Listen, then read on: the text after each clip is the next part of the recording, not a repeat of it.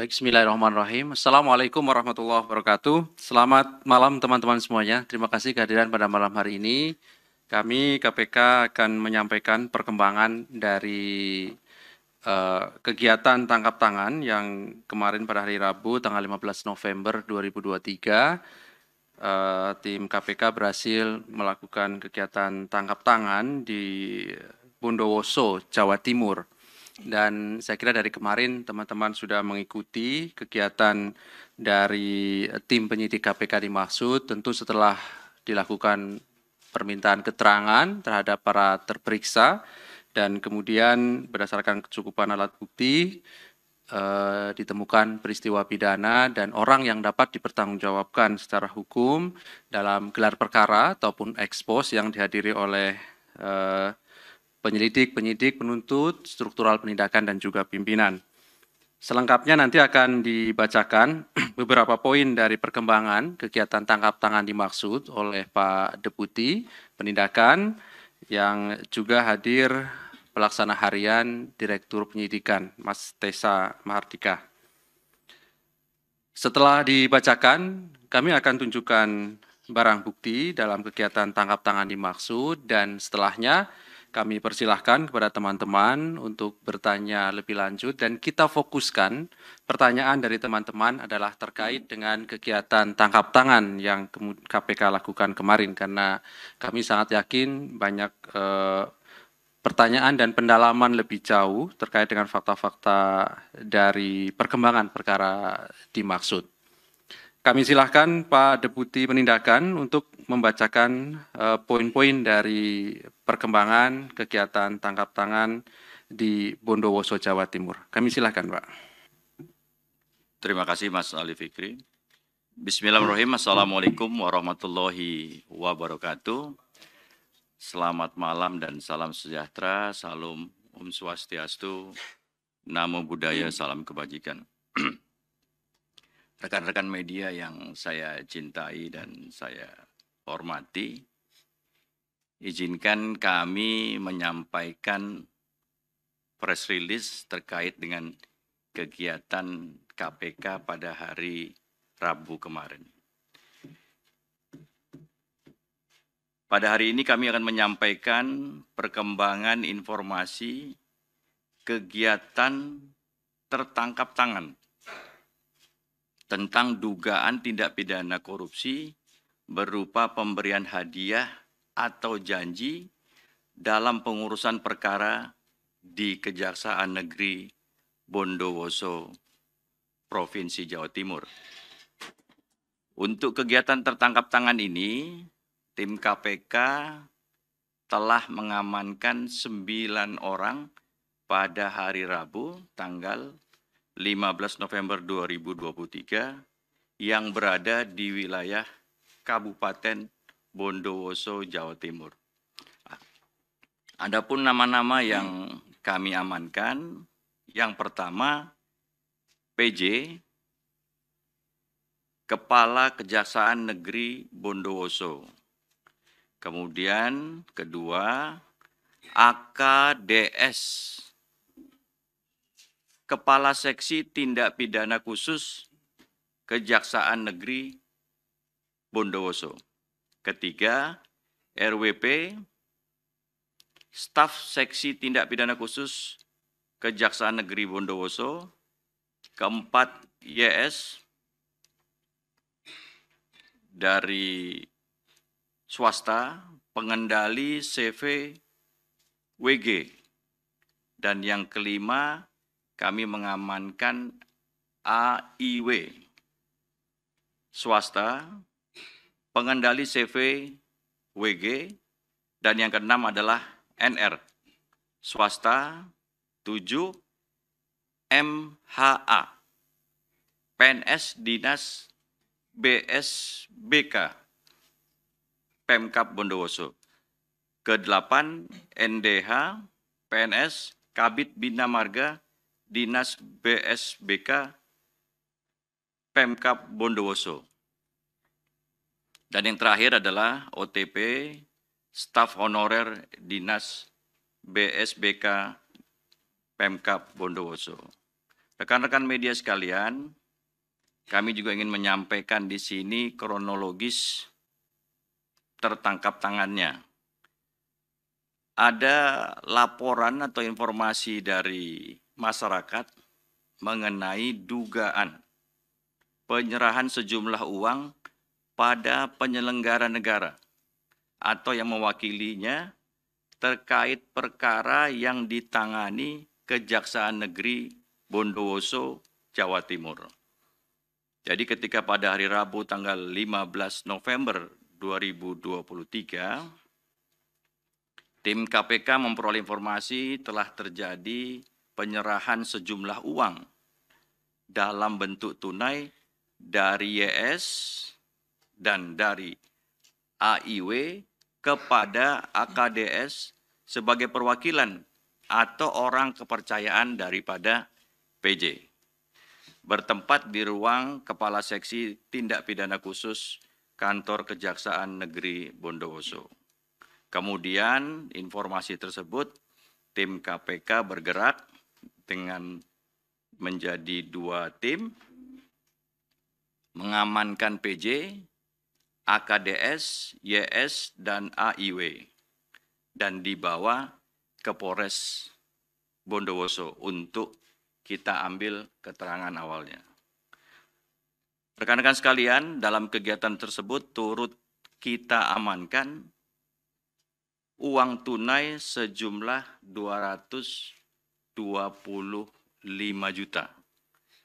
Berikutnya, para pihak yang diamankan beserta barang bukti dimaksud dibawa ke Gedung Merah Putih KPK Jakarta untuk selanjutnya kita lakukan permintaan keterangan.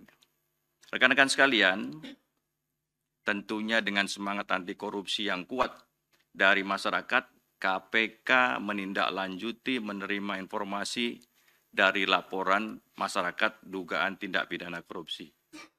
Sebagaimana aturannya, SOP-nya, dari informasi dan bahan keterangan tersebut, kita dalami dan kita yakini sehingga kita tingkatkan ke penyelidikan.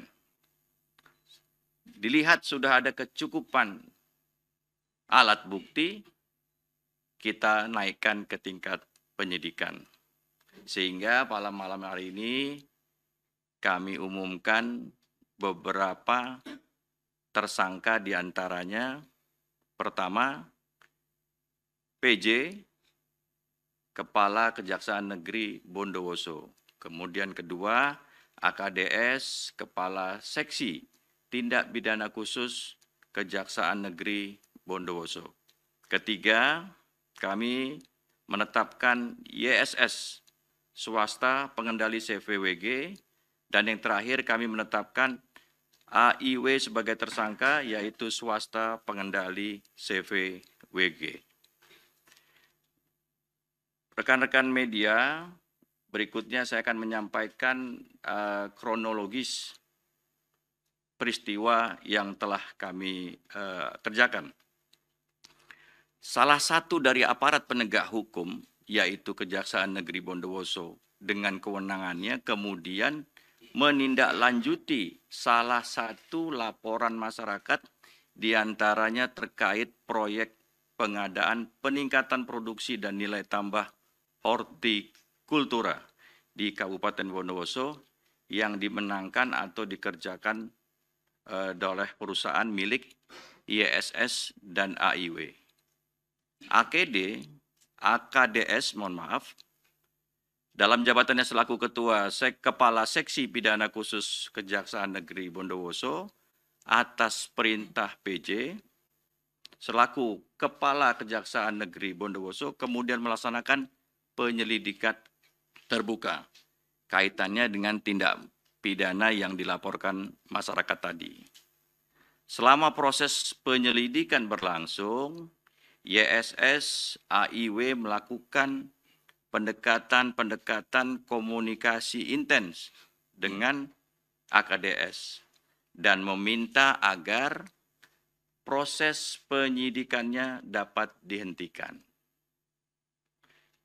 Menindaklanjuti keinginan YSS dan AIW tersebut, Selanjutnya AKDS melaporkan kepada PJ dan PJ menanggapinya dengan memberikan perintah kepada AKDS untuk dibantu. Ketika proses permintaan keterangan untuk kepentingan penyelidikan sedang berjalan oleh pihak AKDS, terjadi komitmen yang disertai kesepakatan antara YSS, AIW, dan AKDS sebagai orang kepercayaan PJ untuk menyiapkan sejumlah uang sebagai tanda jadi. Telah terjadi penyerahan uang AKDS dan PJ sejumlah total 475 juta dan dalam hal ini merupakan bukti permulaan yang cukup untuk segera kita kembangkan. Rekan-rekan sekalian, untuk kepentingan penyidikan, tim penyidik melakukan penahanan terhadap tersangka untuk 20 hari ke depan, terhitung mulai hari ini, 16 November 2023, dengan sampai waktu 9 Desember 2023. Mohon maaf, 2023 di rutan KPK. Tersangka YS, YSS, dan AIW sebagai pemberi kita persangkakan dengan pasal 5 ayat 1 huruf A dan B dan pasal 13 Undang-Undang 13 tahun 1999 tentang pemberantasan tindak pidana korupsi sebagaimana telah diubah Undang-Undang 20 tahun 2001 tentang perubahan atas Undang-Undang 31 1999 tentang pemberantasan tindak pidana korupsi Jungto pasal 55 ayat 1 ke 1 KUHP. Sedangkan untuk yang menerima tersangka PJ dan AKDS dipersangkakan pasal 12 huruf A dan B atau pasal 11 Undang-Undang 3199 tentang pemberantasan tindak pidana korupsi sebagaimana telah diubah Undang-Undang Nomor 20 Tahun 2001 tentang perubahan atas Undang-Undang 31 Tahun 99 tentang pemberantasan tindak pidana korupsi Jungto pasal 55 ayat 1 ke 1 KUHP. Demikianlah rekan-rekan press release yang dapat kami sampaikan terkait kegiatan tangkap tangan yang dilakukan oleh KPK. Terima kasih, Mas Ali. Baik, terima kasih Pak Deputi yang sudah membacakan pengumuman sekaligus juga melakukan penahanan terhadap para tersangka dari kegiatan tangkap tangan. Ada 4 orang yaitu PJ, AKDS, YSS, dan AIW. Dan masing-masing dari tersangka ini ditahan sampai nanti tanggal 5 Desember 2023 di rutan KPK. Baik, berikutnya sebentar Mas Mario. Sebelum nanti bertanya terkait dengan perkara ini, kami silahkan tadi petugas untuk menunjukkan barang bukti dari kegiatan tangkap tangan dimaksud.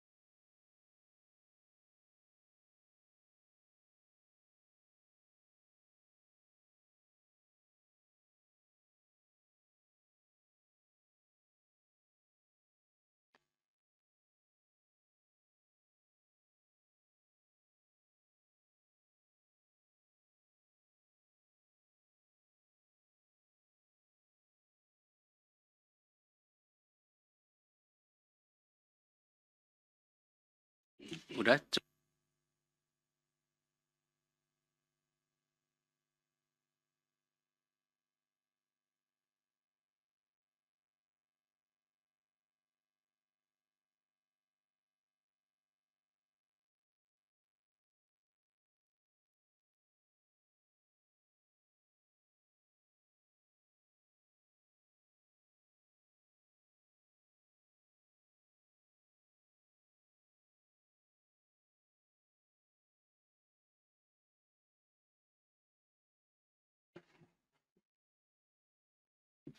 Baik, terima kasih. Silakan 3 orang penanya, 1 Mas Mario ya. Kemudian ada lagi 2. Nanti saya beri kesempatan 1 orang lagi ya. Kita fokuskan terkait dengan perkara ini, Mas Mario ya. Baik, silakan.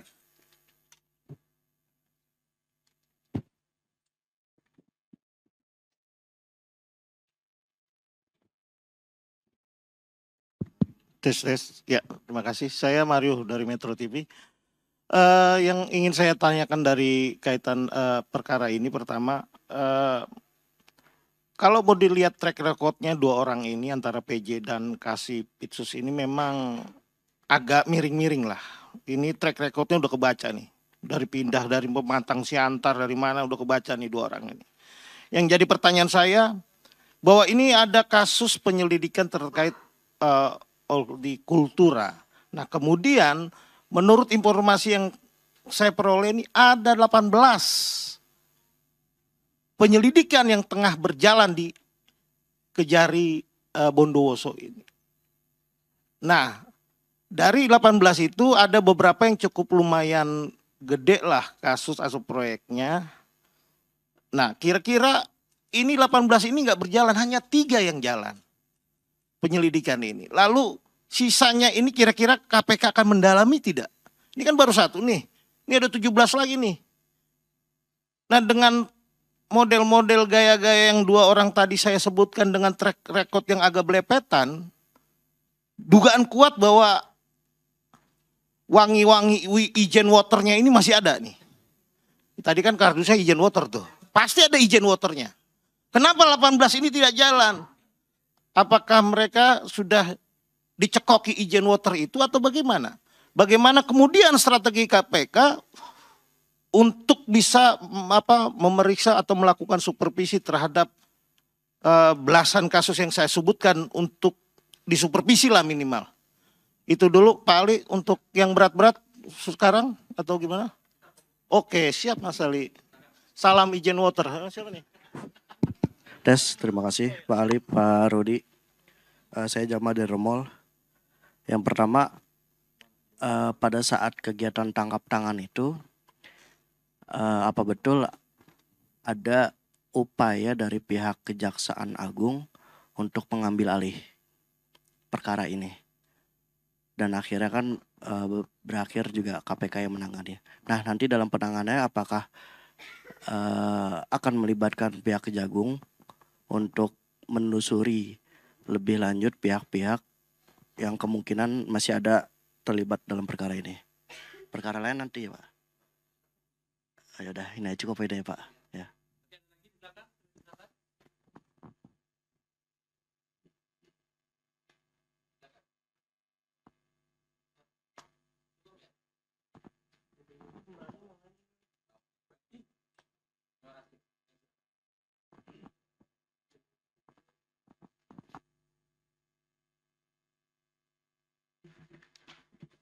Terima kasih Mas Mario atas pertanyaannya. Ini support buat KPK ini Mas Ali pertanyaannya. Terima kasih banyak informasinya setelah mensuplai bahwa Kejaksaan Negeri Bondowoso ada 18 perkara yang sedang ditangani. Dalam penyelidikan yang dilakukan oleh tim kami baru melihat ada 4 perkara. Yang pertama tentang hortikultura, kemudian tentang pembangunan gedung rehabilitasi puskesmas di Wringin, dan yang ketiga pembangunan gedung puskesmas di Botolinggo, dan yang terakhir adalah rekonstruksi ruas jalan Kerajaan Andung Sari. Nah, kami baru melihat ada 4 penyelidikan yang sedang berjalan. Dengan adanya informasi ini tentunya kami, kan KPK ini punya korsup ya, tentunya akan kita perdayakan juga untuk bersama-sama dengan kejaksaan kita mendalami kembali dan mengembangkan. Kalau memang ada bukti yang cukup, tentunya kita akan tangani. Itu mungkin Mas Mario. Dan yang kedua, untuk Mas Jamal, apakah ada upaya dari kejaksaan? Tentunya KPK ini kan tidak berdiri sendiri ya. Tentu Mas Jamal juga tahu bahwa KPK itu terdiri dari beberapa pegawai ya, sumber-sumber salah satunya adalah dari kejaksaan. Kita punya hubungan yang cukup baik, intens sama teman-teman kejaksaan dalam setiap menangani proses penyidikan dan penuntutan di KPK itu. Jadi keterlibatannya ya kita selalu manfaatkan keberadaan teman-teman yang ada di sini. Dan untuk kedepannya ya kita tentunya punya fungsi dan peran sebagai koordinator dan supervisi, ini akan kita manfaatkan untuk lebih memaksimalkan lagi kinerja KPK. Mungkin itu Mas Jamal yang dapat kami sampaikan. Terima kasih. Baik, terima kasih Pak Deputi. Saya kira cukup ya teman-teman. Ada lagi terkait dengan perkara ini? Silakan. Cukup ya? Nggak ada lagi. Baik. Saya kira cukup Mas Mario ya. Jadi kita fokus saja untuk perkara ini pada malam hari ini. Terima kasih kehadiran dari teman-teman semuanya. Terima kasih Pak Deputi, Pak Pelaksana Harian Titik yang hadir pada malam hari ini. Kami akhiri. Assalamualaikum warahmatullahi wabarakatuh.